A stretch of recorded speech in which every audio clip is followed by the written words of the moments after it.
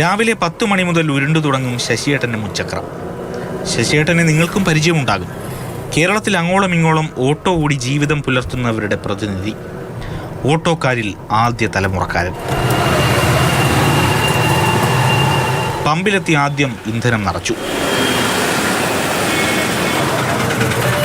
വഞ്ചൂർ സ്റ്റാൻഡിൽ കാത്തുനിൽപ്പ്.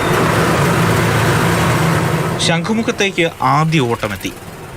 മനസ്സ് നിറയെ കവിതയും നാടകവും നിറച്ച് ഈ യാത്ര തുടങ്ങിയിട്ട് 40 വർഷമായി.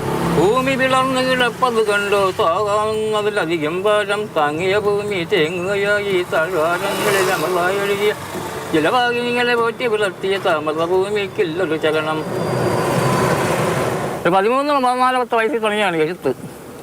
കുറേ എഴുതി, നാടകങ്ങൾ എഴുതി, അങ്ങനെ പോയി.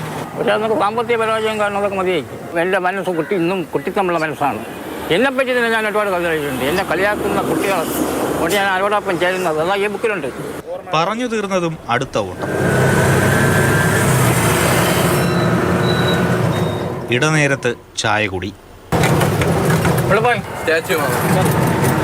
ഇതെന്തോ ഒരു ബുക്കൊക്കെ ഇരിക്കുന്ന കവിതാ പുസ്തകമോ? ആട്ട ഒട്ടിക്കുന്നെങ്കിലും കവിയും കൂടെയാണ്. അതുകൊണ്ട് കവിത കുഞ്ഞുങ്ങൾക്ക് വേണ്ടി കവിതകൾ എഴുതാറുണ്ട്, കുട്ടിപ്പാട്ടുകൾ. ഇപ്പോൾ 2 പുസ്തകം പ്രസിദ്ധീകരിച്ചു. ഒന്ന് പമ്പരം, ഒന്ന് പതിരും പതിരും. ഒന്നല്ല രണ്ടല്ല 1000 തിങ്കൾ ഉദിച്ച പോലുണ്ടെൻ്റെ മുത്തശ്ശി നിന്മുഖം ഇന്ന് കാണാൻ. തേജസ്വിയാണെൻ്റെ മുത്തശ്ശി, എങ്കിലും ദേഹം വെടിയങ്ങോ പോയി മറഞ്ഞു. ഇല്ലില്ല മുത്തശ്ശി, നിൻ മനതാരിലെ കഥ കേട്ടുറങ്ങുവാൻ ഭാഗ്യമില്ല. കവിത പാടി തിരുവനന്തപുരം നഗരത്തിലൂടെ ഒരു ചെറുയാത്ര. സെക്രട്ടേറിയറ്റും നിയമസഭയും വഴികളുമെല്ലാം മാറി.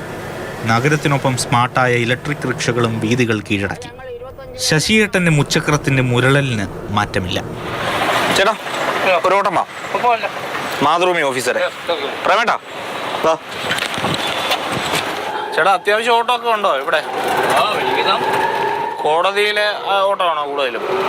കോടതിയുമായി ബന്ധപ്പെട്ട ഓട്ടങ്ങളേ ഉള്ളൂ. കക്ഷികൾ പിന്നെ വക്കീലന്മാർ. എൻ്റെ പേര് സ്റ്റെഫിൻ, ഇവിടെ മാതൃഭൂമി ചാനലിലെ റിപ്പോർട്ടറാണ്. ഇത് കൂടുള്ളത് ക്യാമറമാനാ പ്രേം ശശി. നിർത്തിക്കോ. എത്രയായി? 30 ഓക്കെ, അപ്പോൾ എന്നാൽ യാത്ര തുടരട്ടെ.